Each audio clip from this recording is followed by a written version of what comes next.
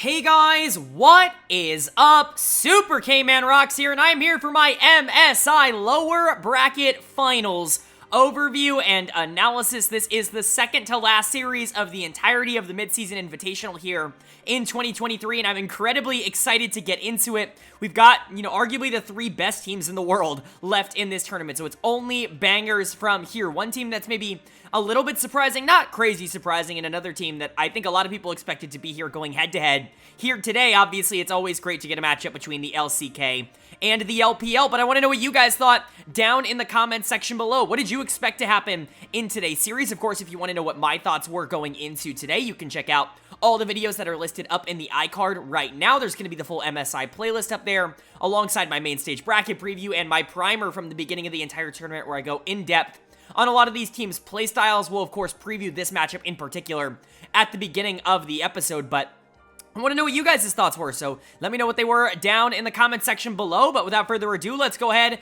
and jump right into it. If you're new here, what we do on this channel is go game by game, talking about the advantages and the disadvantages that each team had across the entire series. We'll be giving out a player of the game, we'll be giving out a dud of the game, and at the end of the series, we'll give out a player of the series as well. But it's time to preview our lower bracket finals, our semifinals, if you will, here at MSI. Certainly a fun series, and it was a matchup between the number 2 seed from the LCK in T1 and the number 2 seed from the LPL in Bilibili Gaming. Certainly an intriguing matchup stylistically on paper. It's one of the most talented teams in the world versus a team that is so white hot in terms of momentum right now that they could just be a force that ends up taking over the entire tournament, considering how they've played in the last few games. But that always makes for a really intriguing matchup. T1, obviously, a lot of people expected them to be here. Maybe not even here in lower bracket. I expected them to be in grand finals. I thought that they were going to win their way into grand finals through winners bracket, but they get knocked down here in a very close 5-game set with Gen.G Gaming, who is probably, at the moment, the best team in the world. And so T1 certainly not looking bad up until this point in this tournament. They were able to avenge their loss to Gen.G in the upper bracket, and then obviously just barely get knocked out by Gen.G. So a lot of good coming from them, and obviously it's still T1. They've got some of the best players in the entire world. You could make an argument that every single player on T1 is top 2 in their role in the world, and that's a pretty damn good argument to be made for a team. As for BLG on the other side, though, this team is just absolute lightning right now. They've been playing so well, and they've really been driven by their main carry duo of Bin in the top lane and Elk in the bot lane, who have both been sensational over the course of this tournament. Elk has really picked it up, I would say, recently. He wasn't bad in play-ins, but I don't think he necessarily took play-ins as seriously as he's taken the rest of this tournament, but his series against Gen.G was really good, even if they really weren't able to do a whole lot there.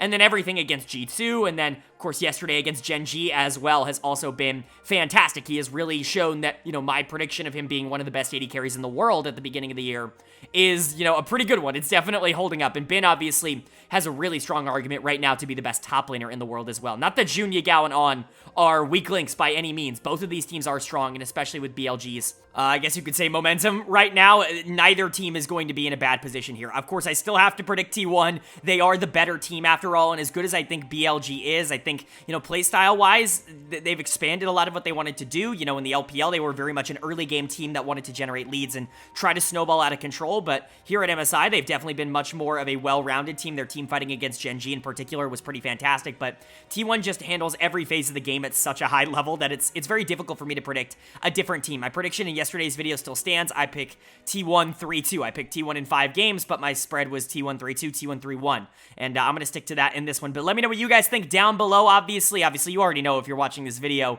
what ended up happening, but let's go ahead and jump right into it. Of course, if we're going to go game by game in terms of analysis, we got to start with game number 1. And the winner of game number 1 was Bilibili Gaming. They are able to take the first game in this series. They're able to go up 1-0, and that's massive. That is actually a huge win for them because, again, this is a team that not only really loves to have momentum, but thrives off of it, can really go a lot farther than maybe you would expect when they are feeling themselves, when they are making the aggressive plays that have gotten them to this point. And man, that's exactly the explanation I can give for what was happening this game. BLG almost fumbles the bag towards the back half, but they're able to recover. They're able to win really the one team fight that ends up mattering in the back half of the game. They're able to close it off, but man, do some of their players just have crazy mechanical skill, and when they play super aggro, like, they just get themselves out of positions that I don't think a lot of other players in the world could even get themselves into, and so that should tell you all you need to know about BLG. But what ended up happening in the game? Well, let's go over moment by moment, kind of talking about the big things that ended up happening. BLG are definitely stronger in the early game here, and this is going to be really big for them across the series. Like I said, this was a big boon for them in the LPL in particular, and obviously winning the early game is very important in League of Legends right now. Not that you can't just win the late game and kind of win games from that. We'll actually talk about that a bit as we get further along into this game, but winning the early game gives you a lot of momentum to be able to make those aggressive plays, and Elk was super aggro in the early game. June as well, both of them willing to trade their lives for plays. A big dive in the bot lane for first blood. Keria does end up turning 2, so it ends up just being a 2-for-2 in the long run, but BLG still looking okay on that play, I would say. And then a big Herald fight that goes in favor of BLG, especially with Elk kind of showing up first and just kind of being a big nuisance. He does throw his life away trying to get some kills in the top lane, but for the most part, it is absolutely still worth it for BLG. Just a lot of good fights in the early game that kind of give them a nice advantage. But T1 really start to swing this game back as we get further along into the mid game. There were a couple of big fights, mostly 4th Drake. That's really the first one. Elk and Bin were completely goated in this fight. Bin ends up getting like a 3-man stun on Jax, and Elk spaces perfectly to try to keep the fight alive, but Guma was just as good, and they were able to deal a ridiculous amount of damage, and T1 was able to win the fight, and honestly, they just kind of kept going with that. They took charge at that moment, and it felt like T1 were really scaling themselves back into a winning position. They end up stealing Baron in a 4v4, which is insane. A very, very funny thing to have happen there for Owner to be able to do. He's been goated at objective steals across this entire tournament up until this point, and obviously that was the case this game. And then, in just like 2 minutes after that, they end up fighting for Ocean Soul. Both teams are at 3 dragons, and so this will be Ocean Soul for one side. And Owner again gets in and steals the dragon, this time stealing Soul away, and then they win the fight enough to be able to go get second Baron. And so you're looking at a T1 team that now has won, 3 of the last 3 fights, has Baron, has Ocean Soul. They're in full control of this game up until this point, but they try to march it down mid. They do try to close it out, and some way, somehow, BLG ends up winning the final fight, with T1 just being a little bit overextended, trying to find an engage that maybe was just a little bit too rich for them at the current moment, and BLG turns it with Elk absolutely popping off in that final fight positioning absolutely perfectly, and they're able to win it. They're able to march down mid lane, and they're able to close out the game, even against Baron and Ocean Soul, which is just, it's an unbelievable thing to have happen, but credit to BLG. They had the game in the palm of their hands. They almost threw it away, and then they were able to maintain it in the end. Player of the game is no-brainer. It's gonna go to Elk. The dude has been sensational, especially in the last 3 series against G2, Gen.G, and here at the start against T1. He's just been so mechanically goated, and the aggressiveness that you see from him, there really isn't a lot of wasted time when it comes to Elk. He's always doing something on the map. Obviously, a lot of people have been comparing him to Jackie Love, and I think that that's a pretty apt comparison, but right now I think Elk is just better than Jackie Love. I've been saying it for most of the year, and I think that has definitely translated here to MSI. The Zeri game was phenomenal, obviously. Having Cleanse, having Lulu, having a Jax that's willing to peel, having Mikhails. There's so many things on this team that were there to help him, but at the end of the day, he still had to perform. He still had to be the one to carry the team, and he absolutely did in this one. Bin was also really good on the Jax. He's been great across this entire tournament. Again, he might just be the best top laner in the world right now, and that continued in this game. June was good, maybe a little bit worse than his scoreline. Obviously, you're not loving the fact that he lost both Baron and Soul to a smite fight, but if you're going to 50-50, sometimes you're going to lose both coin flips. That's just kind of how it goes. On continues to be great on picks like Lulu, even though he's mostly known for engagers and really aggressive picks where he can roam and, kind of push forward and play that aggro style with Elk. He's actually been super good on the Lulu across this entire tournament. It's been one of the most valuable picks this team could have, and Yagao is criminally underrated, and he has been for many years. T1 on the other side, just so close. I had to give a dud of the game, and so I did end up giving it to Faker, but realistically speaking, I don't think anybody on the enemy team deserved it. Faker's scoreline looks a lot worse because his job in fights was to try and dive Elk, and there was just so much peel for the Zeri on the backline that he really couldn't accomplish his job, but I really don't think he played that bad of a game. In fact, there were a couple fights that he was kind of keeping them alive in, but everybody else also had good moments. Keria had some fantastic engages. Zeus was really good on the Gragas.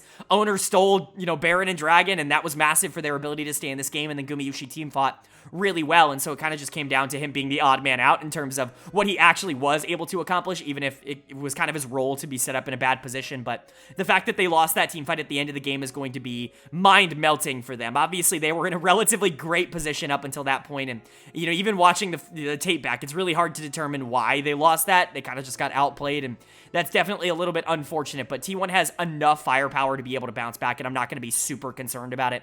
Obviously, they're going to want to win this game number 2. You don't want to go down 0-2 to any team in the world, but especially with how BLG is playing right now, you don't want to put yourself in a hole against this team, and that's certainly what BLG is going to be trying to do, going up 2-0 and forcing T1 to win 3 games in a row. So who's going to be able to take game 2? Which way is this series going to swing?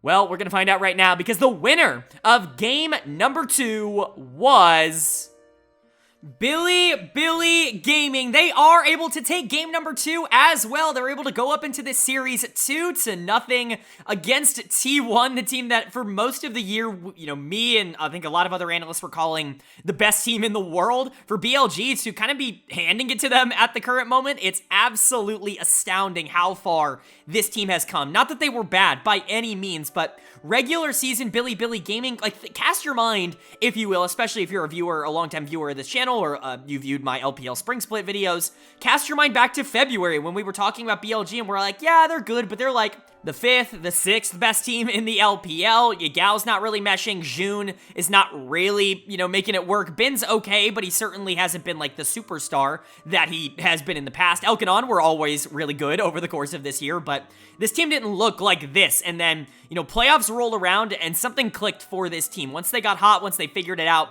I mean, they really started streaking. Yagal was a ton better towards the back half of the year. Elkanon became arguably a top 3 bot lane in the entire world over the second half. And then Bin returned to form, and here we are. I mean, BLG are 1 game away from making the finals at MSI. That is where we're at now with game number 2, so just really impressive stuff. This game was kind of a domination. Not that it was, like, entirely in favor of BLG. There were a couple of plays for T1, but this game was definitely in favor of Bilibili, and it wasn't super duper close. So let's go ahead and talk about some of the moments that were in the game. BLG were definitely better in the early game. Even if T1 did get the most out of First Blood, there was, you know, a crazy 3v3 fight in the top side of the map that ended up going 3-0 in favor of T1, which is just about as good as you can ask for at level 3 for your top, your jungle, and your mid, especially going into something like Kindred or Silas. Getting them behind in the early game is always going to be a pretty big positive, but they just didn't do enough with that lead. June ended up being a massive problem in the early game. He was everywhere on the map. He ended up ganking mid. BLG ended up winning an isolated 2v2 in the bot lane, and then a trade of 3-man dives, 1 in the top lane for BLG, 1 in the bot lane for T1, ends up with BLG definitely coming out on top after a lot of these early game plays. But when you're looking at the mid game, there really isn't a lot to talk about. Honestly, it was really slow. Neither team really wanting to take a crazy amount of risks. BLG controlling dragons, T1 trying to control the top side of the map and ultimately failing. Really, the only thing in the mid game that I want to bring up is whatever the hell happened with Zeus. He ends up getting solo killed by Bin, up 50 CS. Like, I really don't know how this happens. You know, watching it back, obviously, it's just that he misplayed so incredibly hard. He auto-attacks under tower and then just walks into the Scion knockup and just dies. Like, I don't really know how a player of that caliber makes a mistake like that, but that was really consequential for his game. He really wasn't ever able to be relevant again, especially with the Silas on the enemy team just having a better version of his ultimate. It's certainly not an ideal situation, but outside of that, not really a lot happening in the mid game. What ends up happening is that T1 make the call to try and force Baron, and in isolation, I don't hate this call. BLG and June are at Dragon. They're taking Soul. It's Cloud Soul, which isn't the worst thing to give up if you're T1, but if you can pressure Baron, if you can get that basically for free because you're 4v5 in the pit while June takes, you know, while the enemy jungler takes Soul, that's actually not a bad play. It's certainly not a bad idea, but it is all conditional on the idea that you win the 4v5, and unfortunately, T1 did not win the 4v5. They lost up a man in that Baron fight, and that's basically the end of the game. Not only do BLG get Soul for free because T1 conceded it for the Baron, but they lose the Baron fight, and then eventually lose the Baron as well, and from that point, BLG are just way too in control. They end up finding a couple picks, I believe, on Owner and Keria, and then just march into base, win the fight, and end the game. It's good stuff from BLG. It's clinical, and honestly, they controlled basically the whole game, but I gotta be honest, this was June's best game of the entire tournament, and it wasn't particularly close. He's player of the game.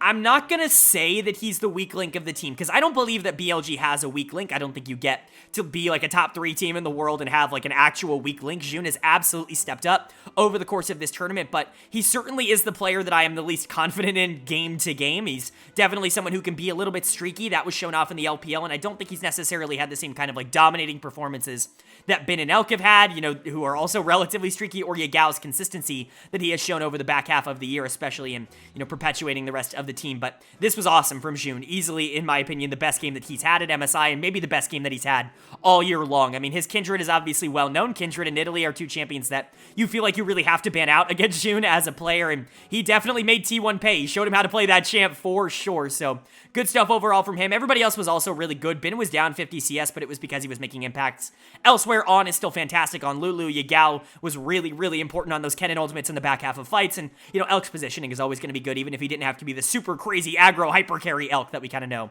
in this game. Overall, this BLG team is really good, and that's why they're up 2-0. As for T1 on the other side, I hate to say it, you're just getting outplayed. There really is no other way to put it. You're just not as good of a team as BLG is across this series up until this point. Dud of the game has to be Zeus in the top lane. I can't even begin to tell you what happened this game on the Kennen, but it's like his brain completely melted. He had so many positioning mistakes. He misplayed so many fights. It was just not a very good game for Zeus, and that's going to happen every once in a while, but this is probably not the position you want that to happen in. I know there's a narrative kind of surrounding Zeus that he doesn't live up to expectations in the big moment, and I'm a little bit concerned with that reputation starting to come true. I will say this was also probably Guma and Karia's worst games of the tournament. Not that that's saying a whole lot. They've been fantastic over the course of the tournament, and they certainly were awful in this one, but they were definitely the worst bot lane in this game, and I think it showed. Owner and Faker were fine, I guess, in isolation, but they didn't do anything. There were no positives. Faker was completely invisible. I don't think I said his name or wrote him in my notes a single time for anything that he did throughout this entire game, and that just goes to show you where T1's at right now. It really feels like they're just being outplayed and outclassed, and if that's the case, this might be a big 3-0 coming in from BLG, but obviously the series is not over yet. We're going to a game number 3 that T1 now has to win to stay alive in this series. They have more than enough talent to be able to get it done, but BLG is looking great right now. Is BLG going to be able to close out one of the best teams in the world in a clean sweep? Or is T1 going to bring us, at the very least, to a game number 4? Well, the winner of game number 3 was T1. They are able to take game number 3. They're able to keep this series alive and win their first game of it. And honestly, this felt like a completely different game than any of the 2 that we talked about up until this point, because T1 was just by far the better team in this game. They outplayed BLG basically at every single avenue. Where was this team in the first 2 games? BLG really was rolling, I should say, into game number 3 with a ridiculous amount of momentum, a ridiculous amount of confidence, because honestly, they had kind of earned it with how they had played through the first 2 games. They had just been better in team fights and macro, basically in everything, with the exception of maybe getting some objectives stolen by Owner in game number 1, but that was not the case in game number 3. Basically, all of that flipped. T1 with a really dominating performance and a really clean win from them. And honestly, it's pretty much exactly what you would want to see if you were a T1 fan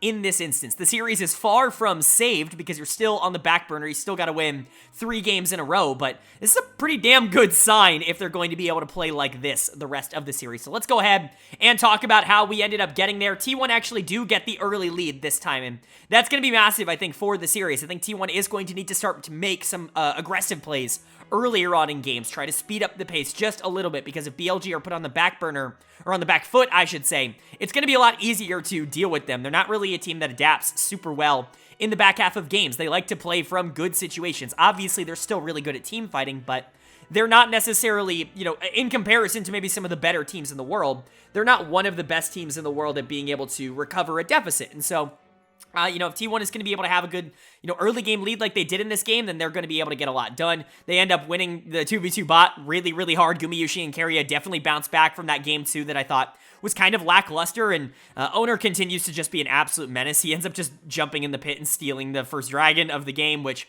did end up mattering, as you can probably see from the dragons. They ended up getting Soul in this game relatively easily, and that doesn't happen nearly as easily if they don't get that first dragon with Owner stealing it. And so, again, another really good play there, but really the big early game fight is the Herald fight, which looks okay for BLG, mostly because Elk tries his absolute best to salvage the play, because he's really good at this game, but T1 are just better, and they're able to get a lot out of it. And so that's where a lot of the early game comes from. And then the mid game is where things really start to spiral out of control. This is where T1 are just like objectively better. Their macro in this game was pretty spectacular, very clean, really not giving over a lot of things and not even really feeling the need to be contested on a lot of things. They got Soul for free. Like, T1 was just like, I guess we'll take Soul, and BLG's like, yeah, have it. It's Mountain Soul. You know, I guess we'll just give it to you, which was kind of crazy. And then eventually a really clean play ends up getting them Baron as well, which is pretty massive. Again, they're just controlling the whole map. Eventually, they win another fight mid. They've won basically every fight at this point. A lot of them happening in choke points, which you would think would be good for the Kindred Galio team, but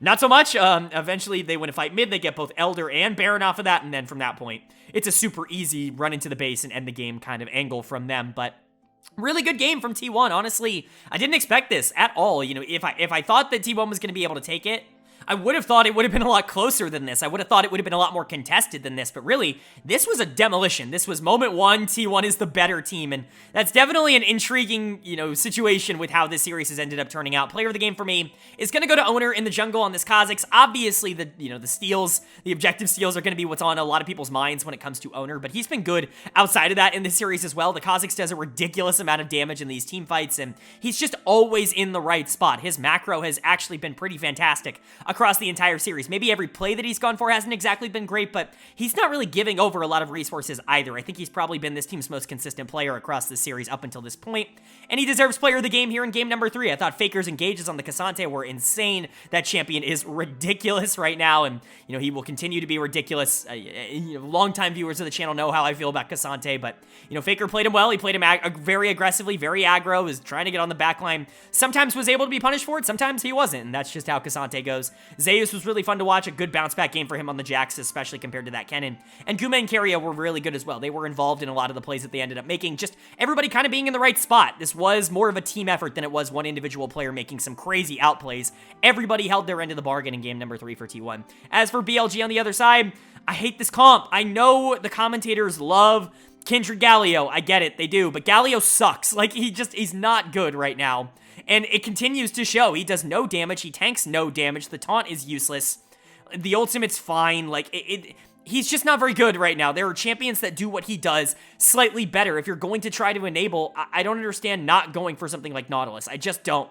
Maybe Yagao doesn't play him at a higher level, but that to me feels like a no-brainer here in this matchup. And I think the Galio definitely was a little bit punishable, but it wasn't entirely Kindred Galio's fault here. Dud of the game for me is going to go to Bin in the top lane. This was maybe his worst game of the tournament, and that's okay. He's been really good at this tournament, but the Gwen was not working. This is a pick that he has dominated on basically everybody in the LPL internationally. He's a very good Gwen player, but for some reason, it just didn't work out in this game. They sent him mid lane for a lot of the early game to try and match up with the K'Sante, because that's why they picked the Gwen in the first place, but I don't think it was necessarily in a good spot to be able to do that. It moves Galio up to the top lane, which I also don't really like at all, because it really decreases his roam priority, which is not what you want to do. Just a lot of weird decisions made by BLG this game, and they definitely got punished for it. But mostly, the big problem here is they just got outfought. The only player on the team that I think you can give some credit to is Elk, who I do think actually had a really good game in this one, and his positioning is great, his aggressiveness is great, he's awesome on Zeri, but you can only do so much if you're one member of the team. He was able to trade some back in some fights, but, for the most part, it was just never going to be enough when the rest of his team was falling like flies. And so you're still in a good position if you're BLG. You definitely don't need to panic. You definitely don't need to sit there and be like, well, we kind of got destroyed. Maybe we're not, very close to being able to take out T1. You're still only one game away. You will still only be one game away, but you probably want to get that done in game number 4. You probably don't want to go to a decisive game number 5 with T1 fighting their way back into the series. But for T1, the door is slightly cracked. It is time for you to fully open it, and that's going to happen here. You're still on the brink of elimination, and so you got to keep that focus that you showed up in this game with for the rest of the series. But are they going to be able to do that, or is BLG going to say game 3 was a little bit of an outlier?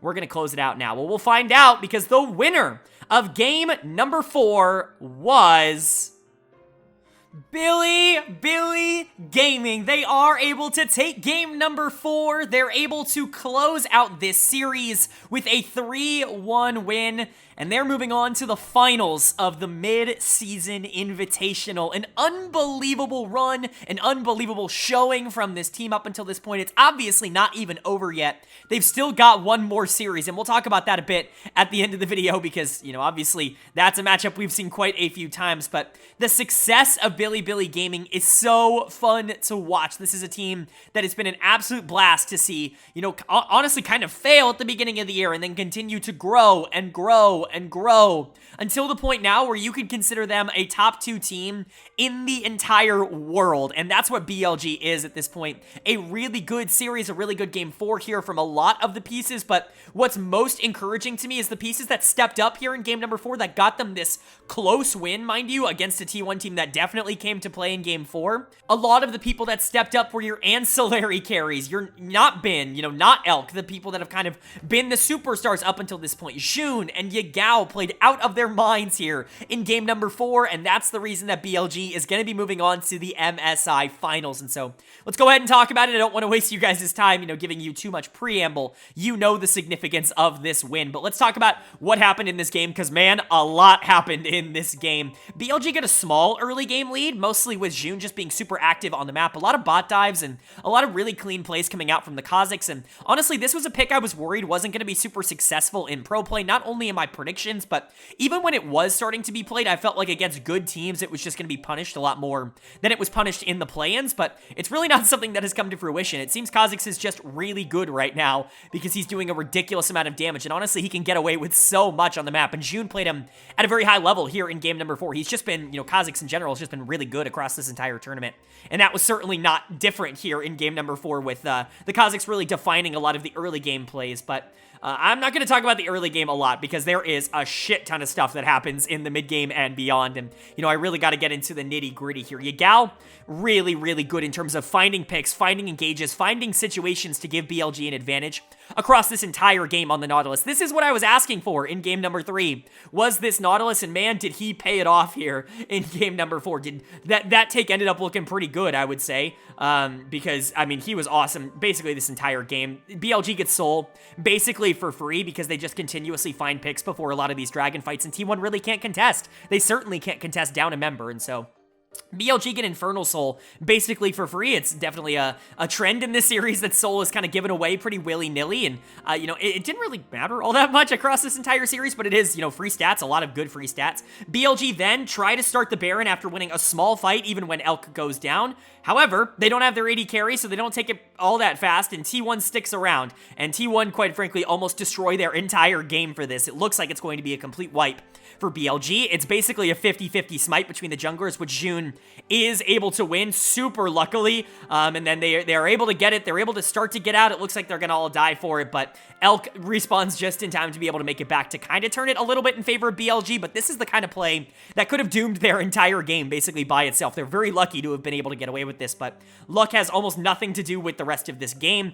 Faker continues to play well. He actually had a really good game on Ahri. What a shock. It's a champion he's really good at, but he continuously finds charms on Elk basically throughout the entirety of the game. Elk's positioning was just a little bit too far forward, and Faker was determined to try and capitalize on that in this series, but those picks were just super influential, and that pick in particular in the mid lane that happened right before the Elder spawns ends up giving T1 the first Elder of the game, which is, it's crazy to say the first, but the first Elder of the game basically for free. And then, you know, it looks like, oh, you know, maybe T1 is going to come back. This is a very similar story to what we were talking about in game number 1, where it feels like, you know, BLG had control, but maybe T1 are just going to be able to get back into the game. Maybe they're just going to be able to kind of dominate a lot of these fights, but BLG do stay active, and they continue to try to find picks. They know that's where their comp has an advantage with Nautilus, with Kazakhs, and so they continue to try to find it. They end up getting enough to be able to grab second Baron, and that leads us into the final Elder fight, the second Elder of the game here, and it's just a stomp for BLG. They're able to win the most decisive team fight of the entire game. They don't even care about Elder. They just march into the base,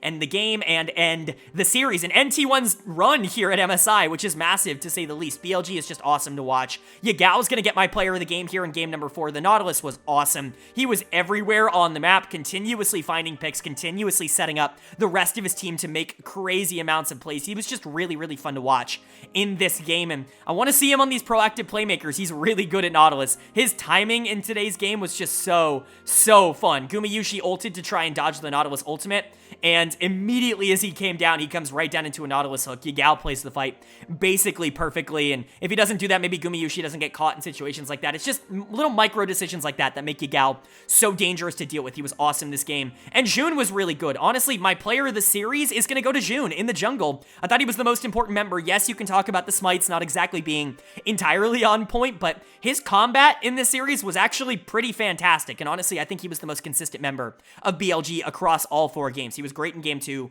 He was great here in game number 4 as well on the Kazakhs. Bin was super impactful on the Fiora.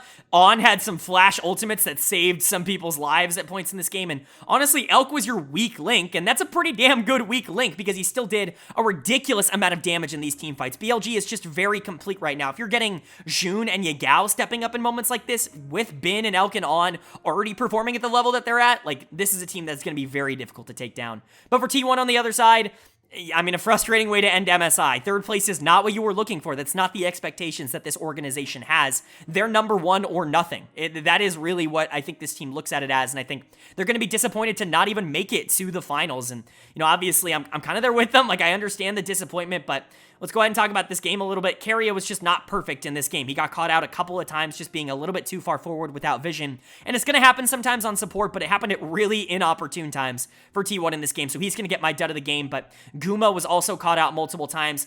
I do think Faker was really good this game on the Ari. He was definitely T1's MVP in my opinion, but Zeus was dealing a lot of damage on the Jax. He definitely rebounded after a bad game number 2, and Owner all series long was really good at the smites. It was the game 4 luck that ended up wearing off for him, but for T1, you just got to keep your head held high. It's MSI. Like, yes, you would have liked to be in a position to at least be in the finals because this is now the first finals of anything that you've competed in that you've not made in what?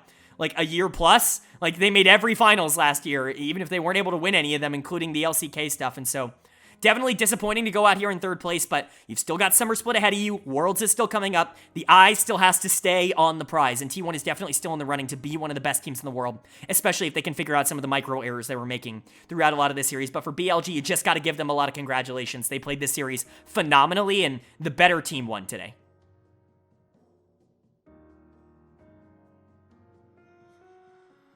All right, but that is going to do it for MSI Day 11, our lower bracket finals, our semifinals, whatever you want to call it, T1 versus Bilibili Gaming overview and analysis. I do hope you guys enjoyed the video. Of course, you're going to see the bracket up on the screen. We've only got one series remaining, our MSI finals between JD Gaming and Bilibili Gaming, an LPL finals rematch. We've already seen this a couple of times, twice in the LPL playoffs. We've already seen it once here at MSI. Every single time it's gone in favor of JD Gaming, but BLG is hotter than ever right now, and I certainly think this series is going to be a lot of fun to watch. I would be stupid to bet against JD Gaming, though. I still think that they are the best team in the world. They dominated BLG last time they played here at this tournament, and while I don't think it's going to be nearly as much of a domination, I still think JDG is going to be the better team across this series. I have JDG winning 3-1 in 4 games. That's going to be my spread, but you know, the 2-game spread's 3-1 and then 3-2. I think BLG should be more competitive than what they were in the previous series that they faced them, but JD Gaming is the best team in the world, and I'm going to bet on them to be able to get it done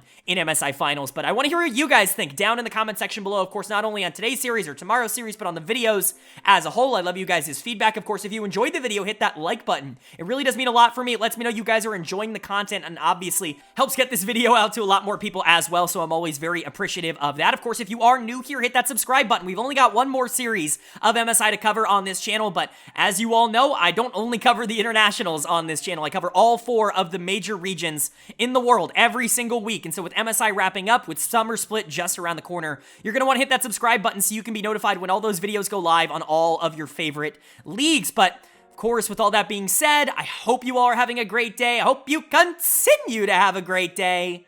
And I will see you all later.